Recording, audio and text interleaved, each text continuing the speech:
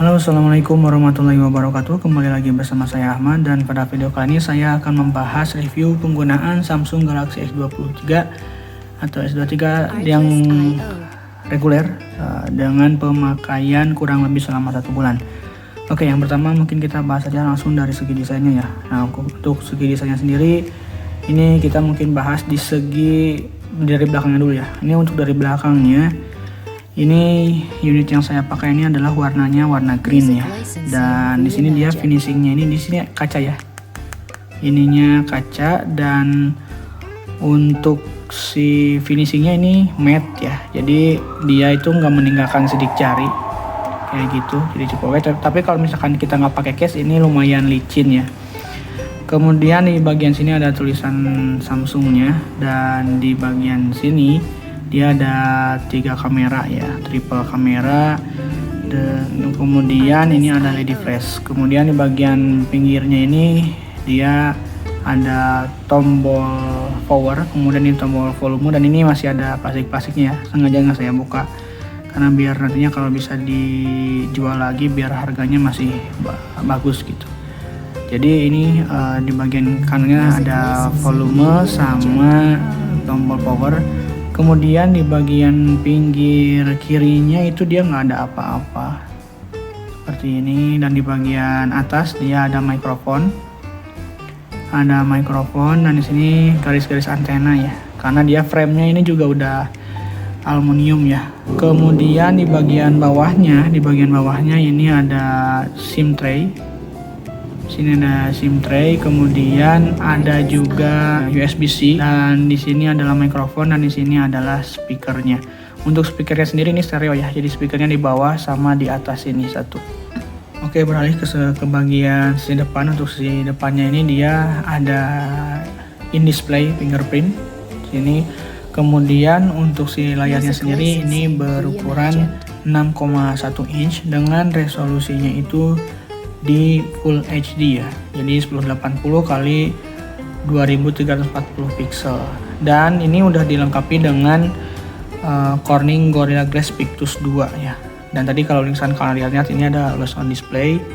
Dan untuk bezelnya sendiri sih sebenarnya kalau kita lihat seperti ini udah cukup tipis ya, tapi kalau misalkan kalian udah lihat perbandingannya dengan yang keluaran yang terbaru S24, dia itu lebih tipis lagi gitu. Dan ini untuk ukurannya ini 6,1 inch, ini sangat compact ya, jadi ini sangat enak untuk digenggam gitu ya.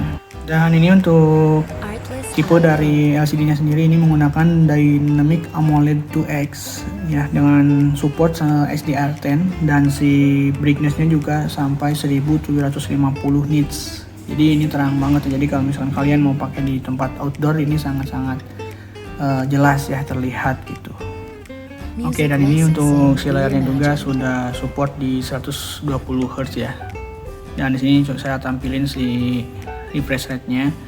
Dan di sini ada 2 opsi, yaitu adaptif sama yang standar. Nah, kalau yang standar ini dia hanya 60 Hz. Nah, ini kalau misalkan pakai adaptif, dia kalau misalkan nggak digunain ya, atau dia diem digunain nggak di scroll atau apa, dia si refresh rate-nya di 24 ya. Tapi kalau misalnya kita scroll atau kita gunain, ini dia ada di 120 Hz ya. Nah, kemudian sekarang kita akan coba untuk si multitasknya ya. Jadi kalau dari multitasknya sendiri ini bisa sampai 10 ya, dan ini aman nih, nggak ada kendala untuk multitasknya. Kemudian kita beralih ke spesifikasi. Nah, di sini bisa dilihat ini si spesifikasinya ya, Snapdragon 8 Gen 2 for Galaxy dengan pabrikasi di 4 nanometer. Kemudian ini GPU-nya Adreno 740. Ini displaynya, kemudian ini si RAM-nya DDR5X 4200 MHz. Kemudian ini si storage-nya di 256 dengan UFS 4.0. Kemudian ini juga untuk sistem operasinya sendiri ini sudah menggunakan Android 14 ya, dengan One UI versinya itu di 6.1. ini baru aja update di tanggal 30 atau 31 Maret kalau nggak salah. Dan ini sudah ada Galaxy AI juga ya, jadi ini udah yang terbaru. Jadi untuk AI nya ini juga udah bisa, jadi kalau misalkan kalian mau hasil kartu search ini tinggal diklik aja. Nah, ini udah bisa nih. kayak gitu. Oke, kemudian ini untuk update softwarenya sendiri, ini dia dapat update software itu di 4 tahun dan security-nya itu di 5 tahun. Jadi kalau kalian misalkan mau beli HP ini masih bisa sampai di Android 17 harusnya, karena ini pas rilis itu dia Androidnya Android 13 ya, dan ini udah 1 tahun, jadi ini dia Android 14. Dan kalau janji Samsungnya ini sampai 4 tahun software update, jadi bakal sampai Android 17. Jadi misalkan kalau kalian misalkan mau beli jangka panjang nih sangat cocok sekali ya, karena dia akan bisa update sampai 3 tahun ke depan untuk versi Androidnya sendiri. Dan ini juga untuk si chipset dan lainnya ini emang yang paling kenceng sih, kayak gitu ya. Oke. Nah, kemudian untuk dari baterainya sendiri ini kalau kapasitas yang terteranya sih sebenarnya di 3900 mAh, tapi kalau dicek di aplikasi dia itu 3785 sih. Jadi bukan 3900 ya, tapi untuk si daya tahan baterainya sendiri cukup bagus. Tapi sebelum itu kita akan bahas lagi ke spesifikasi lainnya. Di sini ada WiFi ya. Untuk WiFi-nya sendiri dia udah support di WiFi 6 GHz ya. Oke, kemudian untuk sensor-sensornya sendiri ya ini udah lengkap ya. Sensor-sensornya dan gyroskopnya juga tentunya sudah hardware ya. Jadi kalau misalnya kalian untuk main game yang pakai gyroskop ya ini sangat cocok sekali ya. Oke, kemudian kita akan cek untuk skor Antutunya ya, 1.318.000 ya, dan ini adalah Antutu versi 10. Jadi untuk skornya sendiri ini sangat tinggi ya, di 1 juta lebih, dan ini kalau sekarang sih mungkin kedua tertinggi ya, karena sekarang udah ada chipset yang terbaru di Snapdragon 8 Gen 3 ya, ini 8 Gen 2. Tapi ini masih sangat kencang sekali ya, jadi untuk misalkan kalian mau pakai jangka panjang ini sangat cocok sekali. Oke, kita langsung saja lihat di kameranya ya, fitur-fiturnya. Nah, jadi ini untuk si kameranya, ini ada ultra wide, kemudian ini yang paling atas ya, kamera yang paling atas. Kemudian ini ada yang kamera utama 50 megapiksel, tapi di sini 12 megapiksel sih. Ini kalau misalkan mau di 50 megapiksel ini dia harus kita pilih dulu di sini ya, defaultnya ini 12 megapiksel. Kemudian dia juga ada lensa tele ya di 3 kali optical zoom. Nah, tapi ini agak aneh juga sih sebenarnya. Kalau dari sininya itu kan si kameranya itu ada 3 ya. Nah, ini harusnya yang tele, tapi ini kalau kita lihat di sini dia itu menggunakan kamera ininya. Jadi dia menggunakan kamera yang kedua nih, kamera utama, tapi ini kadang-kadang dia itu emang pindah ke si kamera telenya gitu. Jadi ini nggak tahu nih apakah ngebug atau gimana, tapi emang dia kadang-kadang pakai yang kamera utama. Ini kalau lihat di sini nih, ini yang kamera utama kan. Nah, yang tele harusnya pakai yang ini, tapi ini kadang-kadang dia pakai yang bawah kameranya, kadang juga dia masih pakai yang lensa utama gitu, kayak gitu. Dan ini bisa support sampai, nah jadi di sininya itu dia kalau misalkan sudah di 10 ya, kita coba balik lagi 3. Nah, 3 ini dia masih pakai yang ini, tapi kalau misalkan kita agak zoom lagi di 5, nah jadi si kameranya itu kalau dari kalau dari spesifikasinya sendiri dia itu 3 kali optical zoom itu menggunakan lensa telefoto 10 megapiksel. Tapi di sininya nggak tahu nih, ini kan harusnya kalau lensanya beda ini kan pindah ya, ini udah di 3 nih, di 3 kali, tapi dia masih menggunakan lensa utama nih. Tapi kalau misalkan kita pakai yang 10 kali baru dia menggunakan kamera yang ini. Ini agak aneh juga, tapi kadang-kadang dia itu di 3 itu dia pakai juga yang ini. Jadi itu nggak tahu nih ngebug atau gimana.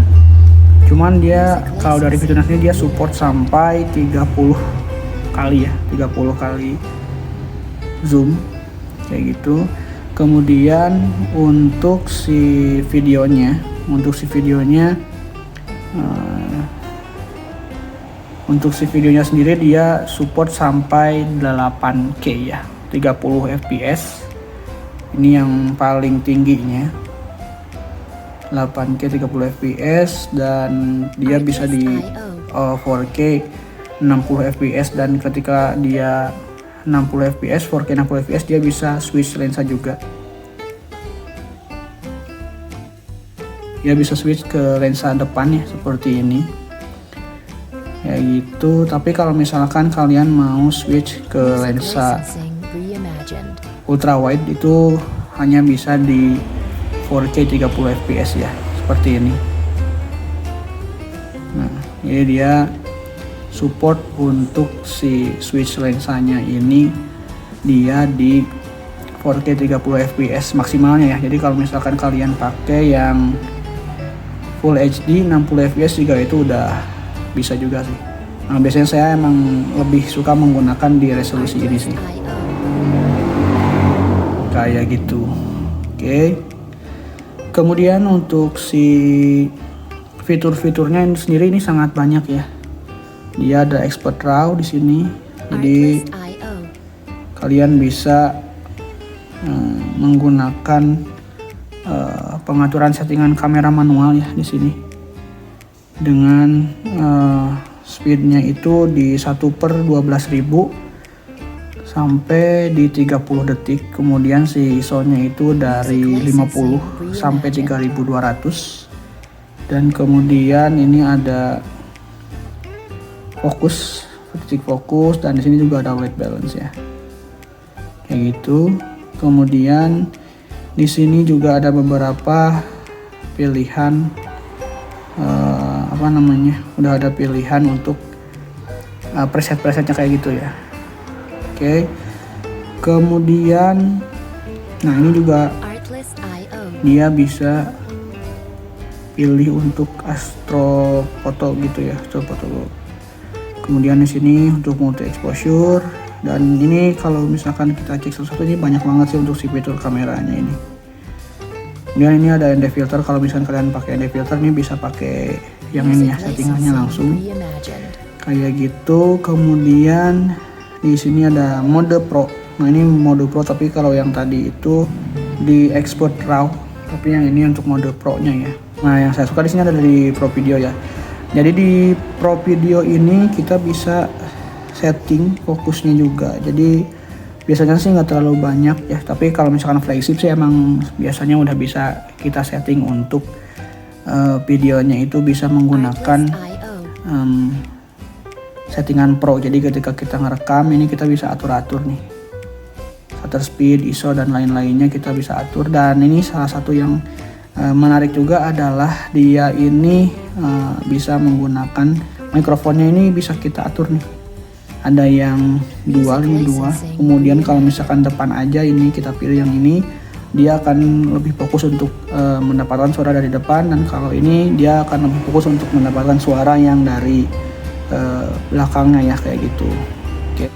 Oke, kemudian ini ada super slow motion. Nah, dan ini salah satu yang paling saya suka itu ada di portrait video. Nah dari portrait video ini kita bisa pilih objek. Ini yang saya suka, ini dia ada opsi untuk pilih blur modenya itu. Jadi color point ini yang objek yang kita fokusin dia itu akan ada warnanya, yang enggak di belakang itu dia nggak ada warnanya. Jadi kalau misalkan selain objek yang kita pilih, dia itu bakal jadi hitam putih seperti ini. Nanti ada contoh-contohnya sih di video, di si hasil videonya ya. Jadi ini ada banyak kayak gini. Kemudian ada ini juga. Kemudian ada juga opsi untuk ini director view. Jadi kita bisa switch ganti-ganti lensa ya. Dan juga kita bisa melihat kita di sini ya. Dan ini bisa kita geser-geser. Dan bisa kita ini bisa kita geser-geser kayak gini ya. Dan tadi kita bisa pilih si lensanya pakai yang mana. Jadi misalkan kalian mau nge-vlog bisa melihat yang belakang sama nge-kamera juga yang di bagian depannya, ini bisa banget ya kayak gitu. Dan ini juga yang menarik ini dari Samsung ini, dia bisa nge-video. Jadi ketika kita video itu bisa juga langsung di switch ke kamera depan. Nah yang ini yang sangat jarang dimiliki untuk si handphone lain ya, kayak gitu. Nah, untuk si lensa untuk kamera depannya sendiri ini beresolusi 12 megapiksel dengan HDR ya, dia support juga HDR.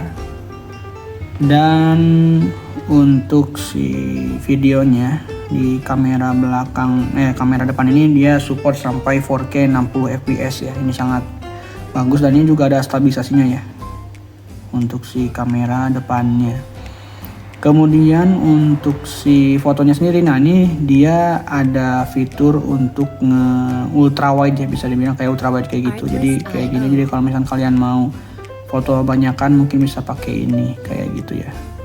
Nah, untuk pembahasan dari fitur-fitur untuk kameranya mungkin sekian dulu. Untuk hasilnya bisa kalian lihat seperti berikut ini ya.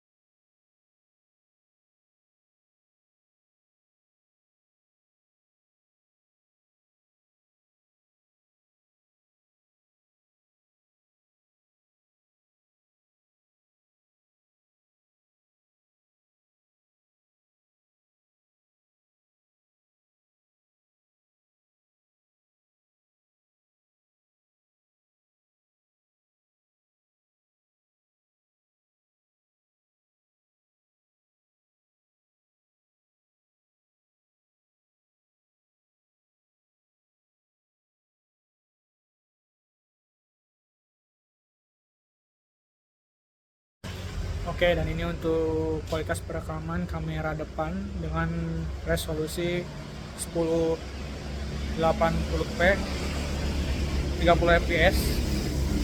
Untuk videonya lumayan stabil. Ini ada stabilisasinya seperti ini. Untuk suaranya sendiri seperti ini ya. Oke, dan ini untuk kualitas perekaman video pada resolusi Full HD dengan 60 fps. 60 fps. Dan ini ada AIS-nya ya, tapi kalau dilihat dari sini agak bergetar juga. Oke, dan ini adalah kualitas perekaman video pada resolusi 4K 60 fps. Ini ada resolusi maksimumnya ya, 4K 60 fps. Untuk kualitasnya sendiri seperti ini, dan untuk suaranya bisa didengarkan sendiri ya. Tapi biasanya untuk Samsung itu biasanya bagus sih untuk kualitas audionya. Oke, mungkin itu aja ya. Oke, dan ini adalah untuk kualitas perekaman video pada resolusi Full HD di 30 fps. Ini tanpa power steady ya. Jadi seperti ini. Oke, dan ini untuk menggunakan super steady ternyata dia harus membutuhkan lebih banyak cahaya ya. Jadi hasilnya seperti ini. Dan ini jadi untuk super steady ini dia bisa menggunakan dua kamera ya. Yang pertama ini mode biasa, dan yang kedua ini adalah ultra wide. Ultra wide nya jelas lebih ini ya, lebih hitam lagi atau kurang terang ya si hasilnya. Oke, dan untuk si power steady ini dia mendukung perekaman dengan resolusi sampai 4K 60 fps ya. Tapi tetap kalau misalkan untuk pakai Super Steady dia perlu lebih banyak cahaya, hasilnya seperti ini.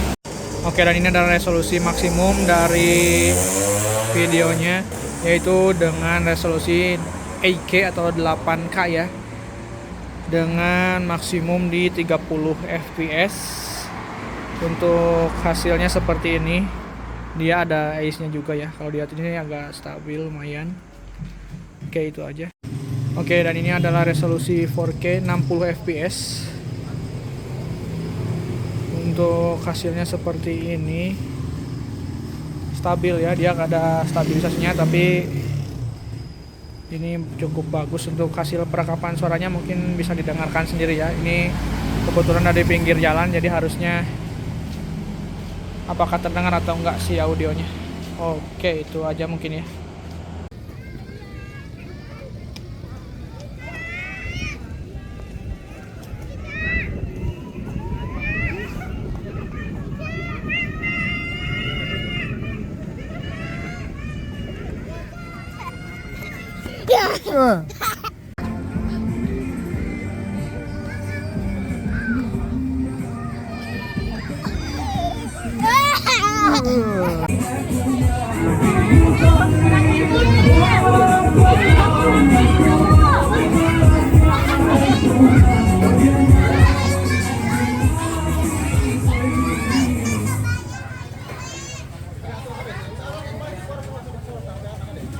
Cek cek 1 2 3, cek cek cek 1 2 3.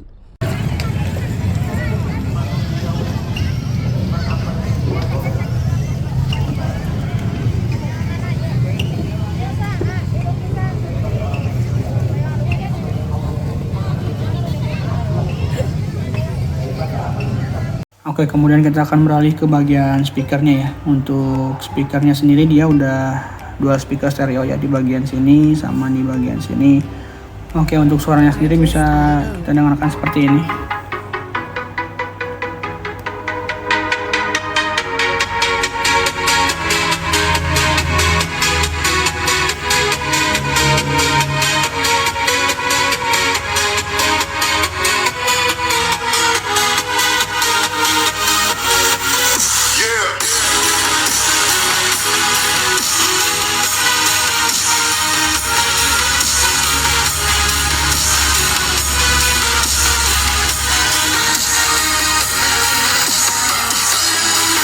Nah, jadi untuk si speakernya nih kenceng dan lumayan enak ya. Tapi kalau misalkan kalian ada pembanding, di sini kebetulan saya ada menggunakan satu lagi itu dengan Pixel 4a 5G. Nah, kalau dibanding Pixel 4a 5G itu menurut saya sendiri malah lebih enak si Pixel 4a 5G. Jadi untuk si Samsung ini dia emang lebih keras, tapi si volume itu lebih kencang. Tapi untuk kualitasnya sendiri sih menurut saya, dan ini saya konfirmasi ke istri juga, saya katanya emang lebih enak yang Pixel 4a 5G dibanding ini gitu. Dan ini kalau misalkan keras, kalau misalkan kalian dengerin musik, kalau untuk yang NCS ini mungkin lumayan enak ya. Tapi kalau misalkan waktu itu saya lupa sih lagunya apa, tapi kalau dengan genre tertentu mungkin ya, dia itu si musiknya itu, si suaranya, outputnya itu kalau misalkan di full ini tuh itu agak sedikit sakit sih menurut saya di telinga ya. Nah, untuk yang si Pixel ini lebih enak sih suaranya gitu sih. Oke, kemudian kita akan beralih ke bagian baterai dan game, dan kita akan coba saja di sini. Kebetulan saya tesnya adalah yang game yang saya mainkan aja. Di sini saya hanya memainkan Mobile Legends aja ya.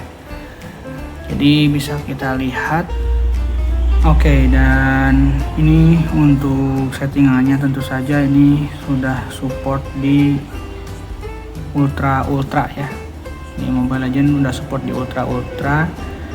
Kemudian di sini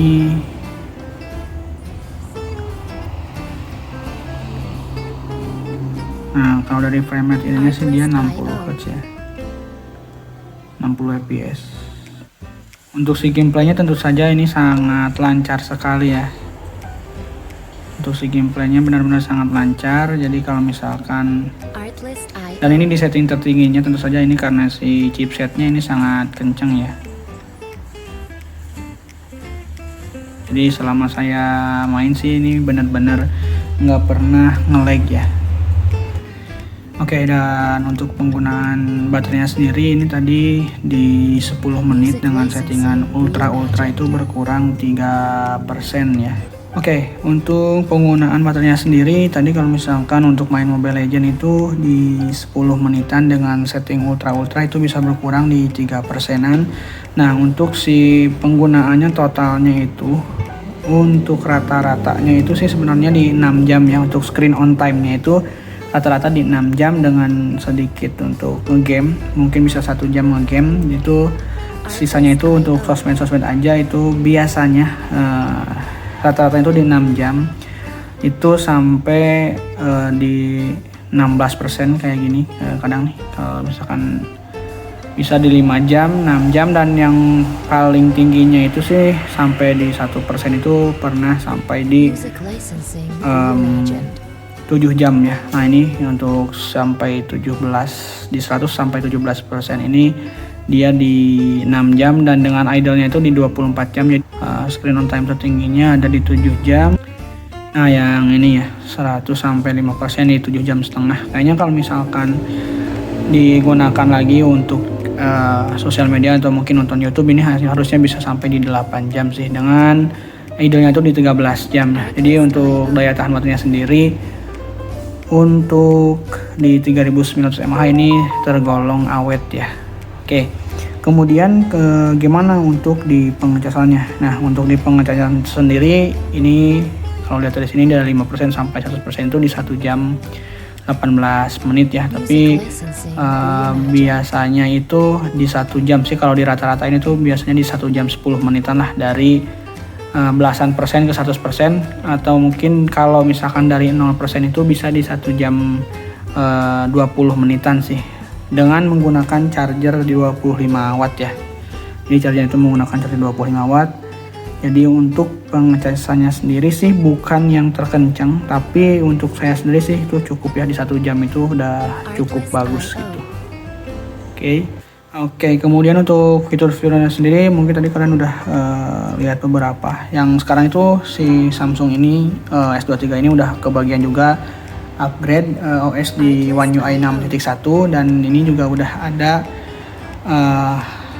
Galaxy AI-nya. Akan kita akan coba untuk lihat di sini ya. Kita akan coba lihat nih mainan ini, kita akan cari. Oke, kita tinggal tekan saja di sini, kemudian kita lingkari. Nah, dan ini hasil pencariannya ya, Lego. Jadi kayak gitu. Jadi semua fitur-fitur yang ada di Galaxy S24 ini udah bisa kalian rasakan di S23 kayak gitu ya. Jadi kalau misalkan kalian mau merasakan Galaxy AI, ini sebenarnya udah bisa juga dirasakan di S23 ya. Begitupun di seri yang bawahnya juga di S23 FE itu juga udah bisa pakai Galaxy AI ya. Oke, kemudian tentu saja di sini ada Samsung DeX ya. Samsung DeX ini di sini jadi kita bisa menggunakan si handphonenya itu kita sambungkan ke PC. Ini bisa wireless ya kalau misalkan ke PC.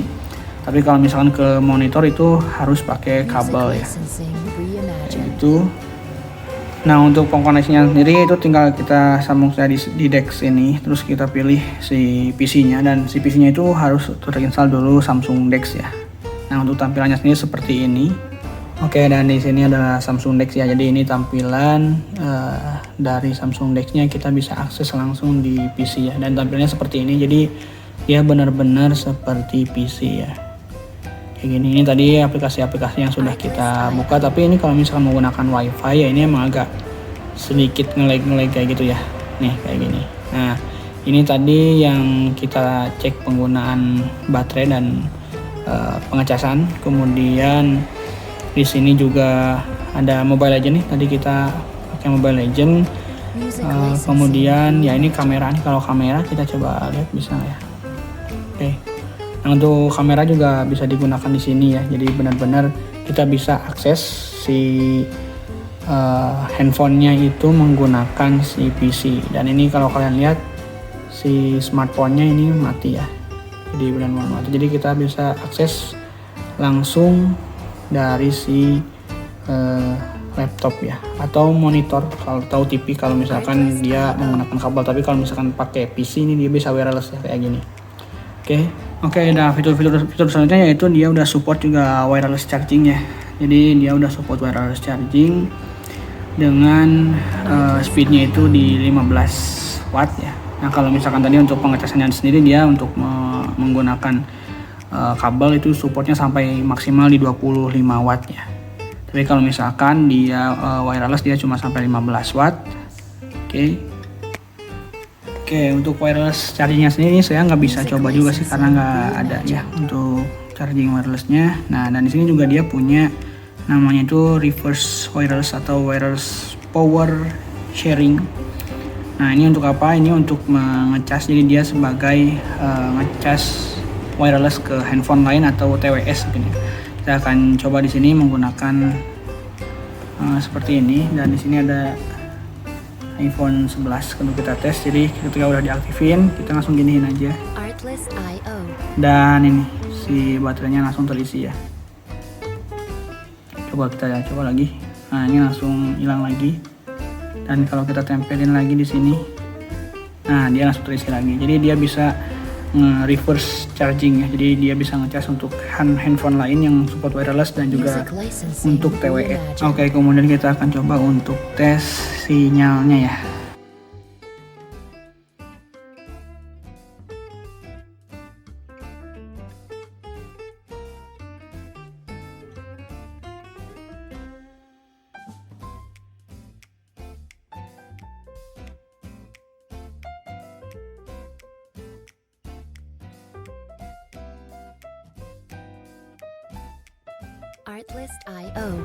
Oke, kemudian kita akan beralih ke kekurangan dulu ya. Nah untuk sejauh yang saya pakai ini, dan ini murni pendapat pribadi saya ya. Sebenarnya kalau saya jujur ini untuk kekurangannya sih menurut saya ini nggak ada. Cuman kalau misalkan lebih dipaksa mungkin apa sih yang kurangnya itu, yaitu yang saya dapetin sih selama pemakaian ini yaitu di bagian si si speakernya aja, dan itu pun karena ada pembanding. Kalau misalkan nggak ada pembanding sih kayaknya oke aja sih. Oke, kemudian untuk kekurangannya sih selama saya pakai itu ya cuman di situ saja. Kemudian untuk kelebihannya, nah ini untuk kelebihan ini kalau yang pertama ini menurut saya adalah si layarnya ini kecil atau ukurannya compact ya. Dan tapi ini balik lagi ke selera masing-masing sih. Kalau saya emang sukanya yang compact gitu biar bisa digunakan dengan satu tangan gitu. Dan ini menurut saya dari salah satu kelebihan karena saya lebih suka yang compact. Tapi dengan ukurannya yang compact ini emang si baterainya jadi lebih kecil ya. Jadi kalau misalkan kalian suka yang layarnya lebih gede itu bisa di S23 Plus atau mungkin di S23 Ultra ya. Kayak gitu. Jadi yang Plus sama yang Ultra itu dia ukuran layarnya lebih gede dan si baterainya juga lebih gede kayak gitu. Nah kemudian kelebihan selanjutnya menurut saya ini adalah si baterai ya.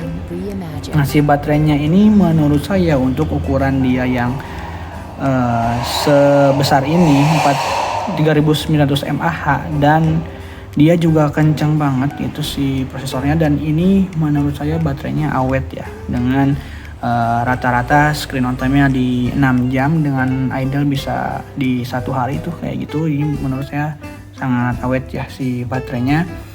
Kemudian di kameranya, nah ini terutama kameranya dua-duanya sih, kamera depan, kamera belakang juga sangat bagus dan stabil banget ya. Dia ada OIS juga gitu. Jadi ini untuk si kameranya merupakan kelebihan menurut saya. Kemudian selanjutnya itu dia udah IP68 juga. Jadi kalau misalkan kalian biasa di outdoor atau mungkin ya hujan-hujanan atau masuk air, ini masih aman. Mungkin itu saja. Sama ini sih tadi yang wireless charging itu, ya wireless yang reverse wirelessnya ini menurut saya jadi salah satu kelebihan juga, karena misalkan kalau kalian ada pakai TWS ya dan urgent banget gitu, ini bisa jadi penyelamat juga kayak gitu ya, karena kita bisa pakai si HP-nya untuk ngecas si HP lain atau mungkin TWS-nya gitu. Oke, untuk kesimpulannya. Nah, untuk sekarang ini kebetulan waktu saya beli ini di harga 10.300.000 ya, 10.300.000-an, dan waktu itu harga barunya itu di 11.500.000-an. Dan sekarang nih saat video ini dibuat itu si harga barunya itu yang 256 ini udah ada di harga 9.800.000-an ya. Jadi kalau misalkan kalian yang mau nyobain Galaxy AI ya, itu udah bisa di Galaxy S23 series ya. Di FE juga udah ada. Cuman kalau kalian misalkan untuk jangka waktu yang lebih panjang ya, menurut saya bisa pakai ini juga karena ini masih ada update software yang sampai 3 tahun lagi ya. Tapi kalau misalkan kalian benar-benar mau yang lebih lama lagi ya, kalian bisa ambil di S24 ya. Nih S24 itu sekarang harganya udah di 12,6 kalau nggak salah pas video ini dibuat ya. Nah, untuk si performanya yang kencang, kameranya yang bagus, IP68, ya ini HP menurut saya sih ya sejauh ini karena salah satu handphone yang pernah saya pakai yang terbaik ya ini sih si S23 ini ya. Jadi untuk kesimpulannya di harga 10 juta, sekarang ini di harganya 9.800.000 ya. Ini merupakan salah satu alternatif yang harus kalian pertimbangkan.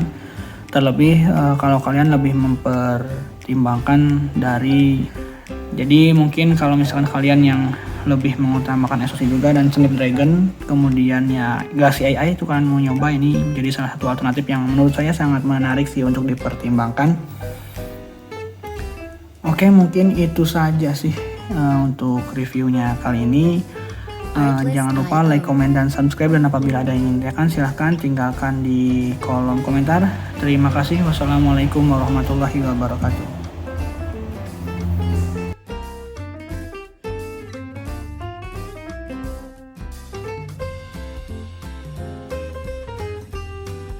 Music licensing reimagined.